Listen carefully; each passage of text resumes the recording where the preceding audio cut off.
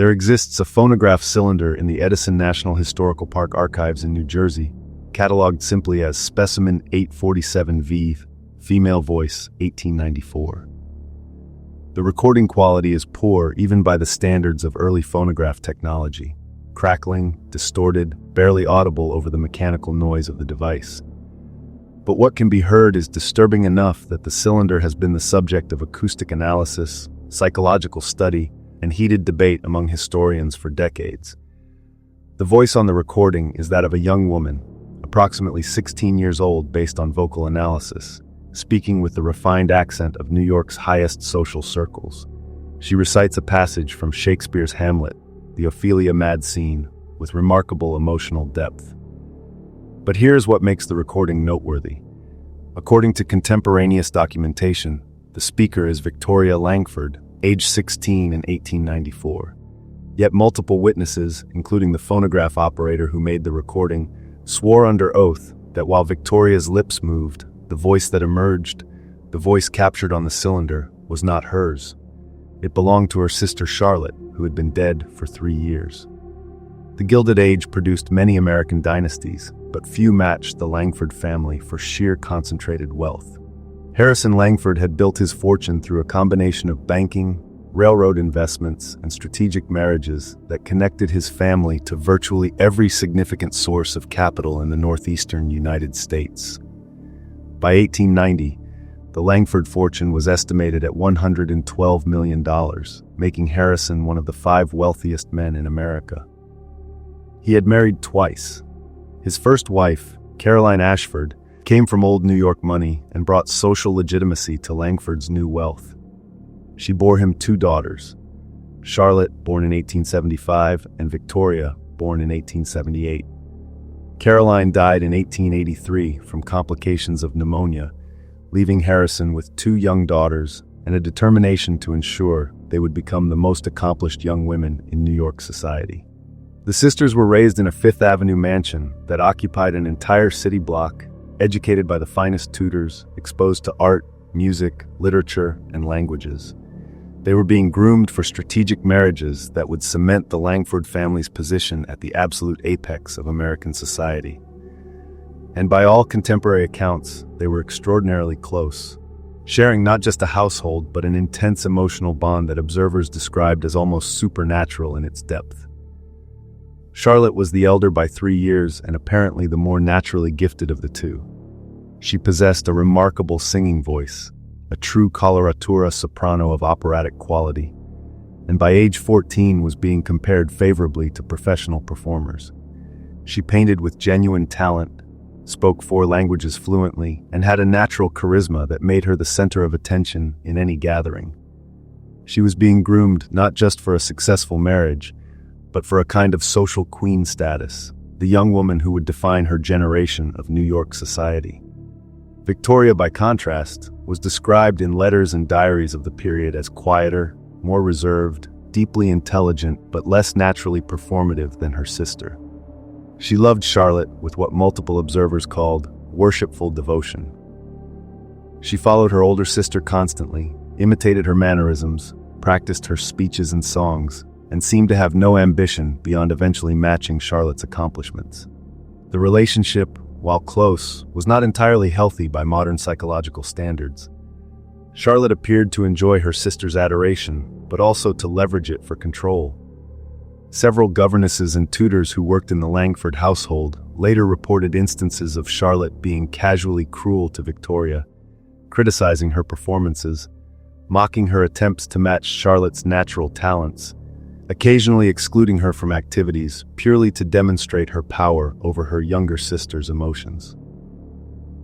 Harrison Langford, absorbed in expanding his business empire and remarrying in 1887 to a much younger woman named Millicent Hayes, paid little attention to the psychological dynamics between his daughters. His new wife, only 15 years older than Charlotte, had no interest in mothering her stepdaughters and largely left them to the care of staff. The sisters were essentially raising each other in a luxurious but emotionally neglected environment. The tragedy occurred in August 1891 during the family's annual summer residence in Newport, Rhode Island. The Langford cottage was a 40-room marble palace called Rosecliff that Harrison had purchased for $3 million. On August 14th, Charlotte and Victoria went sailing with several other young people from prominent families. The weather was fine when they departed, but conditions changed rapidly, as they can on the Atlantic coast. A sudden squall came up, the sailboat capsized, and Charlotte Langford drowned. She was 16 years old. Victoria, then 13, was rescued along with the other passengers. She had been in the water for approximately 20 minutes before being pulled into a rescue boat. According to the testimony of rescuers, she was screaming her sister's name repeatedly and had to be physically restrained from diving back into the water to search for Charlotte. Charlotte's body was recovered 3 days later, washed up on rocks about 2 miles from where the boat had capsized. The funeral was one of the major social events of 1891, attended by hundreds from New York's elite circles. Victoria, according to multiple accounts, did not cry during the service.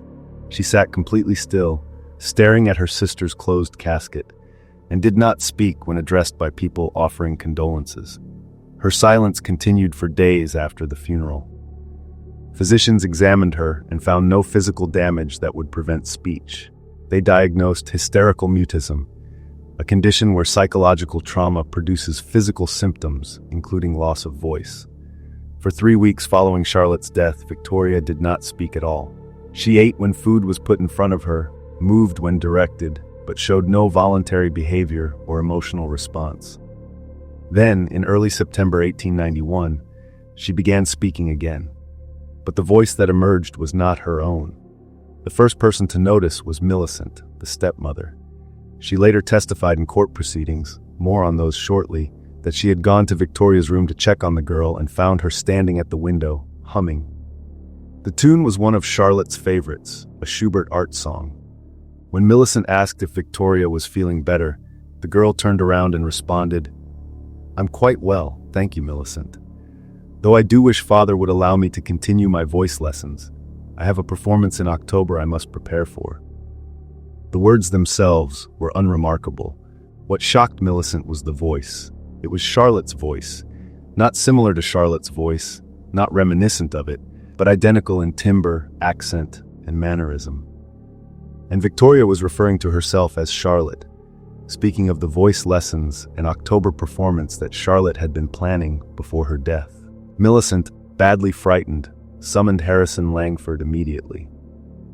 When he arrived and questioned Victoria, she responded to him in Charlotte's voice, discussing matters that only Charlotte would know about, using phrases and mannerisms that were distinctly Charlotte's. When Harrison called her Victoria, she looked confused and corrected him. "Father, I'm Charlotte. Victoria is here too, but she's very quiet now. I think she's sleeping." Multiple physicians were consulted over the following weeks. The consensus diagnosis was what they termed dissociative hysteria with delusional identification. Victoria, unable to process her sister's death, had essentially internalized Charlotte's identity as a protective mechanism. She was not, the doctors assured the Langfords, truly possessed or supernaturally inhabited. This was a psychological condition, severe but potentially treatable through rest, careful management, and time. But the manifestation did not improve with time. Victoria continued to speak exclusively in Charlotte's voice and to identify herself as Charlotte. She insisted on wearing Charlotte's clothes, sleeping in Charlotte's room, and continuing Charlotte's activities. She took up Charlotte's voice lessons and demonstrated Charlotte's vocal ability, that remarkable coloratura soprano that Victoria had never been able to produce in her own voice. She painted in Charlotte's style. She spoke French and Italian with Charlotte's accent and vocabulary, including idioms that Victoria had not known. Most disturbingly, she seemed to possess memories that belonged to Charlotte. She could describe in detail events from Charlotte's childhood that Victoria had not witnessed, conversations Charlotte had when Victoria was not present, and private thoughts Charlotte had confided only in her diary, a diary that Victoria claimed never to have read. The Langford household descended into a kind of careful, frightened routine. The staff, deeply unsettled, largely went along with Victoria's insistence that she was Charlotte, finding it easier than constantly correcting her and provoking emotional episodes. Harrison Langford, a pragmatic man uncomfortable with anything that defied rational explanation, spent increasing time away from home on business. And Millicent, frightened and out of her depth, began consulting spiritualists. The spiritualist movement was at its peak in the 1890s, and New York society was filled with mediums, psychics, and spiritual advisors who catered to wealthy clients. Millicent brought several to the Langford mansion to evaluate Victoria. Their opinions varied. Some declared Victoria to be genuinely possessed by Charlotte's spirit, which had somehow remained attached to her living sister. Others insisted this was not possession but a form of mediumship, that Victoria had become a vessel through which Charlotte could communicate from beyond death. One medium, a woman named Madame Durand, who had considerable reputation among New York's elite, conducted a detailed séance with Victoria present. The session was attended by Harrison, Millicent, Dr. Marcus Webb, the family physician, and two independent observers brought in to document the proceedings. During the séance, Victoria, or Charlotte, depending on one's interpretation, provided information that seemed to come from Charlotte's perspective after death. She described drowning, described a sensation of leaving her body, described watching her own funeral, and described a decision to stay with Victoria because she needs me. The séance was either compelling evidence of genuine spiritual contact or a psychological drama being performed by a traumatized adolescent who had access to all of Charlotte's memories through years of close observation. The observers could not agree on which interpretation was correct. As months passed, the situation evolved in troubling ways. Victoria's identification with Charlotte deepened to the point where she seemed to have no awareness of her own identity at all. When shown photographs of herself, she identified the child in the images as my sister Victoria, who is gone now. When asked about events from her own childhood, she claimed no memory of them. For all practical purposes, Victoria Langford had ceased to exist, replaced entirely by a being who was either Charlotte's spirit inhabiting her sister's body, or Victoria's complete psychological subsumption into her dead sister's identity. Harrison Langford, confronting a daughter who insisted she was his other daughter, made a decision that would have enormous legal and social ramifications. In March 1892, he filed legal documents attempting to have Victoria declared mentally incompetent and institutionalized.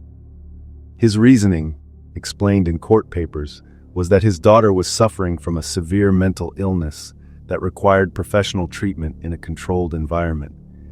He could not allow her to continue living in this delusional state, and the psychiatric institutions of the 1890s, while crude by modern standards, represented the only available treatment option. But the legal proceedings revealed a complication Harrison had not anticipated. Victoria, or Charlotte as she insisted, had rights as a legal person, specifically rights to the trust fund that had been established for her by her mother's will. If Victoria was declared incompetent, control of that trust would revert to Harrison as her father and guardian.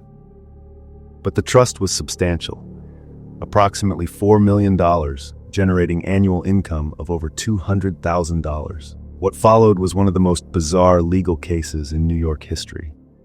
Victoria, represented by attorneys who were never quite clear whether they believed their client was mentally ill, possessed, or simply maintaining an elaborate fiction, fought the incompetency proceeding. The case required the court to determine whether a young woman who insisted she was her dead sister could nevertheless be considered legally competent to manage her own affairs. The trial, which occurred over 6 weeks in fall 1892, featured testimony from dozens of witnesses. Physicians testified about dissociative disorders and the effects of severe trauma on adolescent psychology. Spiritualists testified about possession and the survival of consciousness after death. Friends and family members testified about Charlotte's personality and whether Victoria's current behavior matched it. Voice experts analyzed recordings, including the phonograph cylinder mentioned at the beginning of this account, trying to determine whether Victoria was producing Charlotte's voice through imitation or whether something more inexplicable was occurring. The phonograph recording was particularly significant. Thomas Edison's improved phonograph had become available in the early 1890s, and several recordings were made of Victoria speaking in Charlotte's voice. Acoustic analysis showed that the vocal patterns matched recordings that had been made of Charlotte before her death, not just in accent and word choice, but in fundamental acoustic properties, resonance frequencies, harmonic structures, voice quality measures that would be extremely difficult to imitate consciously. The court heard testimony that Victoria could sing in Charlotte's soprano range, a range Victoria had never been able to access in her own voice before Charlotte's death. Music experts testified that this was not simply a matter of training or practice, that the physical structure of the vocal instrument seemed to have changed in ways that medical science could not explain. But the most compelling testimony came from Charlotte's former teachers and close friends, who spent hours with Victoria and emerged convinced they were speaking with Charlotte. They reported conversations about events and emotions that only Charlotte could have known, delivered with Charlotte's specific mannerisms, her sense of humor, her patterns of speech. These were not, they insisted, things Victoria could have learned through observation. They were the intimate details of Charlotte's internal life, now somehow accessible through Victoria's voice. The defense argument was unusual. Even if Victoria was mentally ill, even if she was suffering from a dissociative disorder, she was nevertheless demonstrating competent judgment in managing her affairs, responding appropriately to business and financial decisions, and harming no one through her unusual psychological state. Why should she be institutionalized simply because her identity had transferred to her sisters? If she could function in society, pay her bills, make rational decisions, what legal basis existed for declaring her incompetent? The judge, clearly uncomfortable with the philosophical and medical questions the case raised, ultimately ruled in Victoria's favor. He stated in his decision that while the court could not determine the truth of whether Victoria was possessed, mentally ill, or consciously performing, she had demonstrated sufficient rational capacity to manage her own affairs. She would not be declared incompetent or institutionalized against her will. Edison Langford, faced with this legal defeat, essentially disowned his surviving daughter. She continued to live in the family's Fifth Avenue mansion. She had legal right to residence there under her mother's will, but Harrison moved permanently to a different residence and severed all personal contact. Millicent, caught between husband and stepdaughter, maintained minimal contact but was clearly frightened of Victoria and avoided her whenever possible. For the next 2 years, from 1892 to 1894, Victoria Langford lived in the family mansion largely alone except for servants. She maintained Charlotte's social calendar, attending events as Charlotte, insisting on being addressed as Charlotte, living as completely as possible as though she were the sister who had drowned rather than the sister who survived. New York society, generally tolerant of eccentric behavior among the wealthy, gradually accommodated this strange situation. Those who interacted with her reported that she was charming, intelligent, talented, and utterly convinced of her identity as Charlotte. But there were cracks in the performance, if performance it was. Several observers noted moments when Victoria, the original Victoria, seemed to emerge briefly. The voice would shift, becoming younger and more uncertain. The personality would change, showing vulnerability and fear that Charlotte had never demonstrated. These episodes were brief and seemed to distress Victoria tremendously.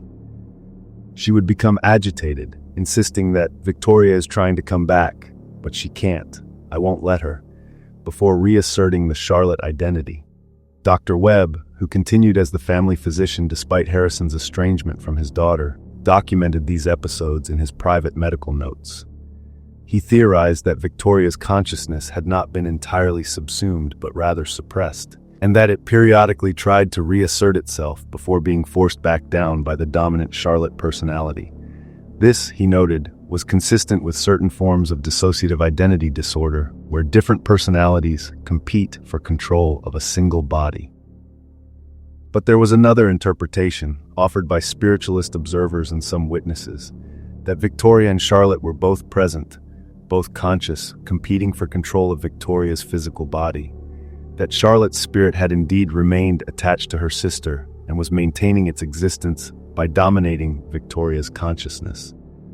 and that Victoria, the original owner of the body, was trapped inside her own mind, unable to express herself except in brief moments when Charlotte's control slipped.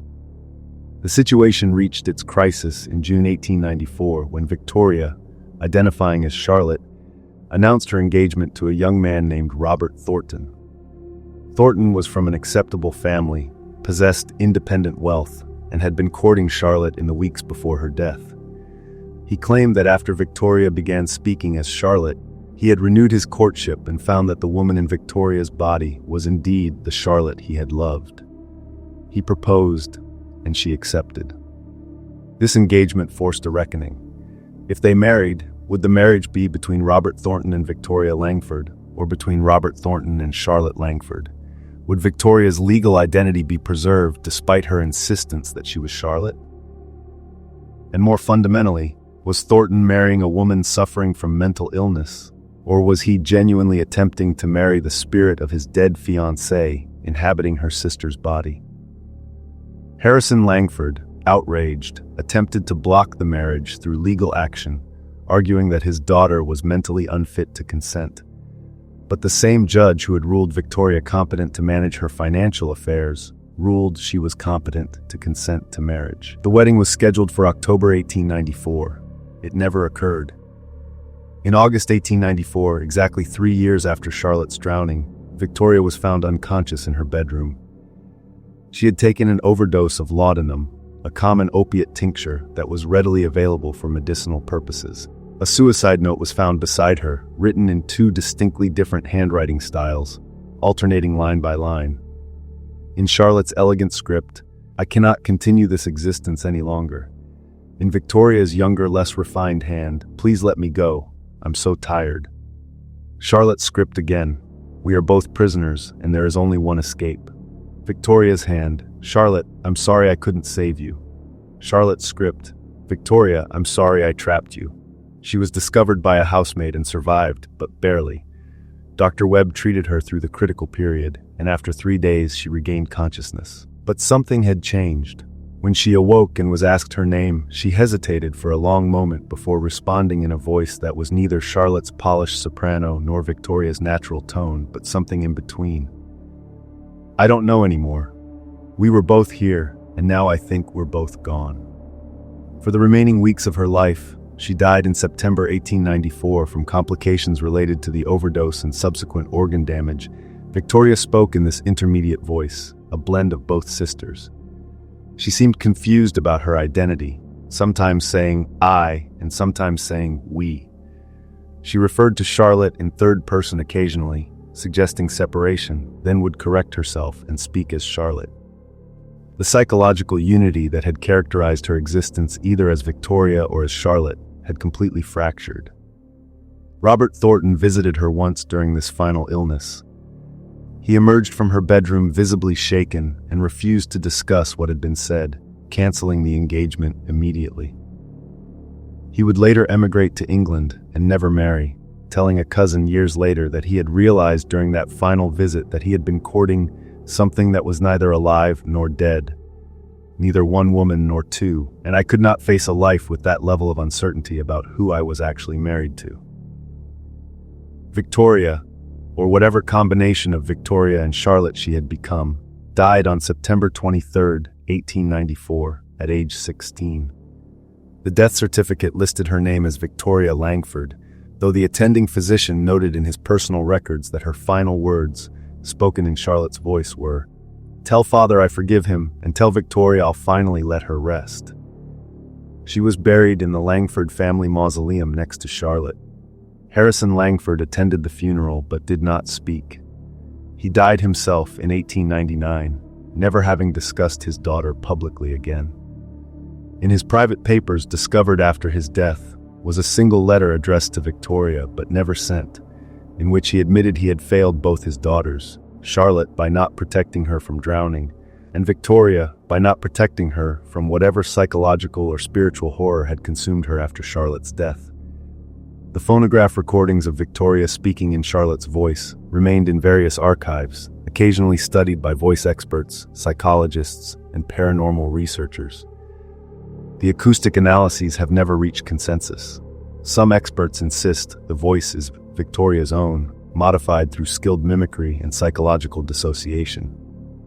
Others maintain that the acoustic properties are fundamentally different from Victoria's natural voice in ways that simple imitation cannot explain.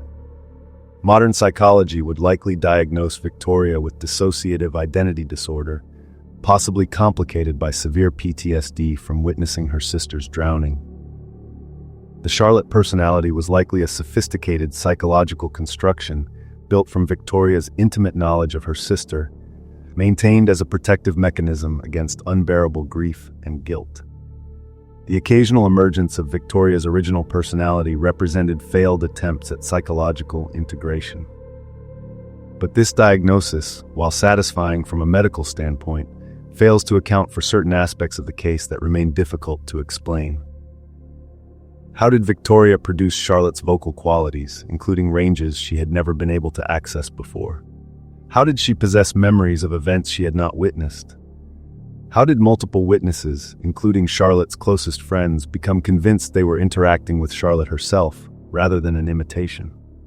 There is another interpretation, never provable but persistent in spiritualist literature about the case, that Charlotte's spirit did remain attached to Victoria after death, initially as a comforting presence, but gradually becoming dominant and possessive. That Victoria allowed this possession because she could not bear to lose her sister completely. And that the final suicide attempt was a moment of simultaneous realization by both sisters that their unusual arrangement was destroying them both, that neither could exist healthily while bound together in this way. The truth, whatever it might be, died with Victoria in 1894. What remains is a documented case of a young woman who, after her sister's death, spoke exclusively in that sister's voice for 3 years, convincing dozens of witnesses that she was genuinely her dead sister rather than herself. Whether this was the most profound case of dissociative disorder ever documented, or evidence of something that transcends current psychological understanding, continues to be debated. The Fifth Avenue mansion was sold by the Langford estate in 1896 and later demolished. The Newport cottage still stands, though under different ownership and different names. The family fortune was distributed among various trusts and eventually dispersed across multiple descendants and charitable institutions. The Langford name, once prominent in New York society, faded gradually from public awareness. But the recordings remain, and occasionally, researchers who study them report an unsettling experience, hearing not one voice but two, speaking simultaneously, perfectly synchronized but with slightly different emotional qualities.